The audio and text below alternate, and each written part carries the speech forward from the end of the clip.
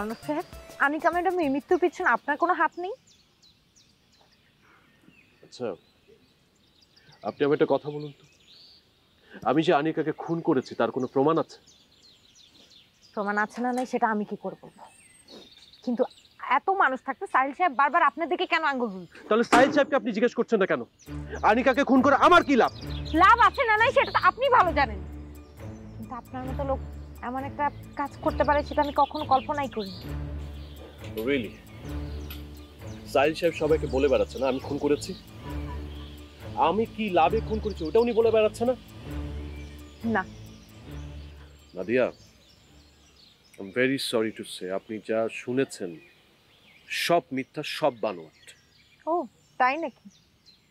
কেন আপনি অস্বীকার করতে পারেন যে আনিকা ম্যাডামের মৃত্যুর আগে আপনি ওনাদের হাজব্যান্ড আর ওয়াইফকে সবসময় ফলো করতেন না?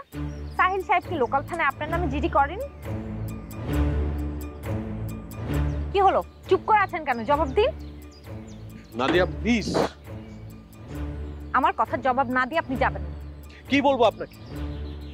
কারোর উপর যদি অভিযোগের আঙ্গুল ওঠে সে অপরাধী হয়ে যায় না, অপরাধ প্রমাণিত করতে হয়। অর্ণব সাহেব, ঘটনা যা ঘটে তা কিছু হলেও বটে।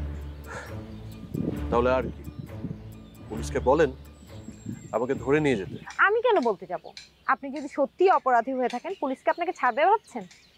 কিন্তু আপনি এমন একটা কাজ করতে পারবেন আমি কখনো কল্পনাই করিনি।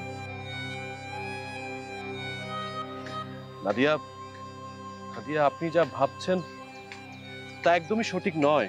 Please don't touch me. আপনার ওই পাপ মাখা হাত দিয়ে আপনি আমাকে টাচ করবেন না। আপনি শুধু আমার সাথে প্রতারণাই করেন। আপনি জানেন কতটা বিশ্বাস করেছিলাম আপনাকে। আপনাকে আমি যতটুকু না বিশ্বাস করেছি তার চেয়ে বেশি আপনাকে ভালোবেসে ফেলেছিলাম।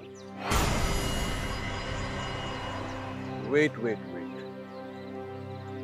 আপনি কি বললেন?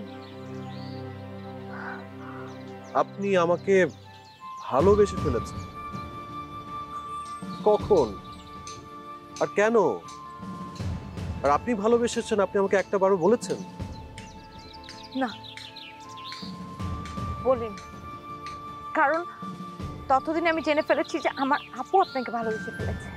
ওয়াও, আর আমি এটা কখনোই চাইনি যে আমার জন্য আমার বোন কষ্ট পায়, তাই নিজে থেকে আপনাকে দূরে সরে দিয়েছি।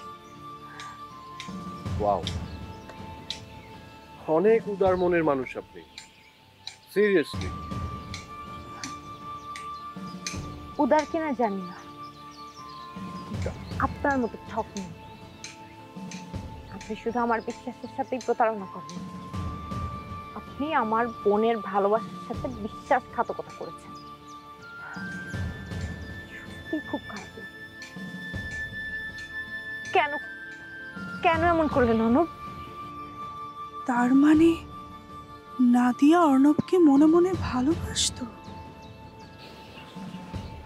নাদিয়া লিসেন, আমি আপনাকে ঠিক বুঝাতে পারছি না। আপনাকে আর কিছু বোঝাতে হবে না, আপনার ভিতরের এই মানুষটা না আমার কাছে জলের মতো পরিষ্কার হয়ে গেছে। প্লিজ আপনি আর কখনো কোনো অবস্থাতে আমার চোখের সামনে আসবেন না, আর কখনো যাতে আপনার ছায়াও আমি না দেখি। নাদিয়া, যত সময় বাড়ছে সবকিছু কেমন যেন জটিল হয়ে যাচ্ছে। শেষ রক্ষা করতে পারবো তো?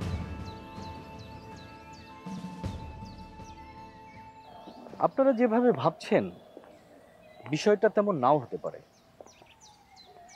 সেভাবে মানে কিভাবে? অর্ণব আনিকার মৃত ছবি দেখিয়ে সে নিজেই নিজের কবর খুঁড়ছে। ব্যাপারটা